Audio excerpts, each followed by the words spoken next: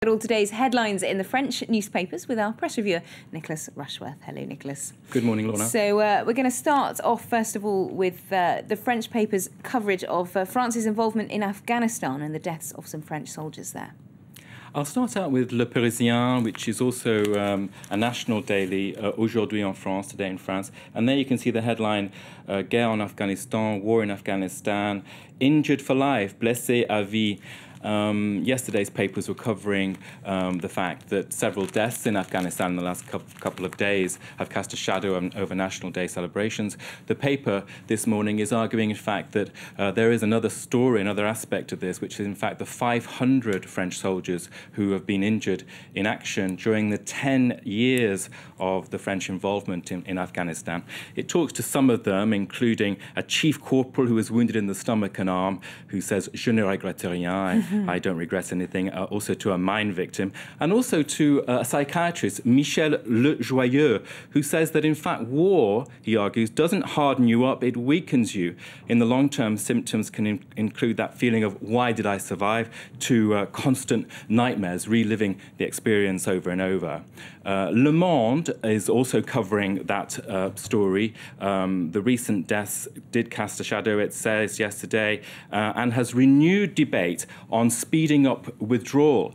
French troops theoretically should be out of Afghanistan in full by 2014.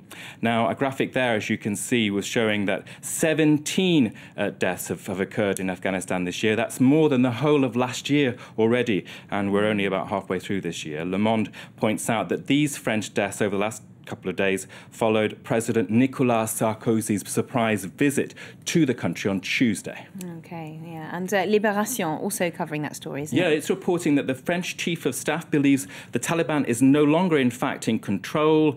They realise, he argues, that they cannot win and are resorting to blind terror. The paper, too, is asking whether France could speed its pullout. The paper says no. A quicker exit now would, in fact, ruin the efforts over the last decade.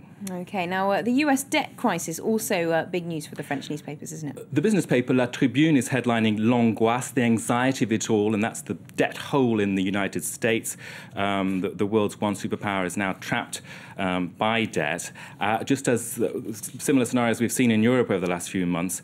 In its inside pages, La Tribune reports that, sticking with Europe, the Fitch credit rating agency has downgraded Greek debt from P+ to CCC, meaning default is a real possibility. Concerning the United States, it reports, there you can see a grim Barack Obama there. It's reporting that China, the US's main creditor, wants to see measures guaranteeing that investors' interests are protected. The paper argues that while the Democrats and Republicans are split within their parties and opposed to each other, that, in fact, reason, it argues, should win out. The left-wing Libération says the EU, meanwhile, should investigate these credit ratings agencies. It describes them as totally irrational. It says the ECB, the IMF and the OECD think that the credit ratings agencies are part of the problem. And apparently the explanation is that, in fact, in the 2008 financial crisis, these agencies were caught short, and now they want to prove that they're very thorough, and so they are conservative, small fee in their forecasts, but stricter in their ratings. OK, now immigration, finally, also getting some attention from the papers today. Yeah, Le Monde has this look at 4 young men, Tunisian refugees of the Arab Spring, staying in the Parc Bout-Chaumont, which is on the right bank here in Paris, and that 4 of them are kind of stuck there, hanging out in the park. They say that basically they came across the Mediterranean in full of hope, believing that this was a turning point for them, but now they're resigned to their fate. It's estimated, the paper says, that 600 to 900 Tunisian refugees of the Arab Spring are now in Paris. OK, thanks very much indeed, Nicholas, for that look at all today's French newspapers. And you'll be back a bit later on with a look at newspapers around the world as well. Well, let's get a reminder now of our top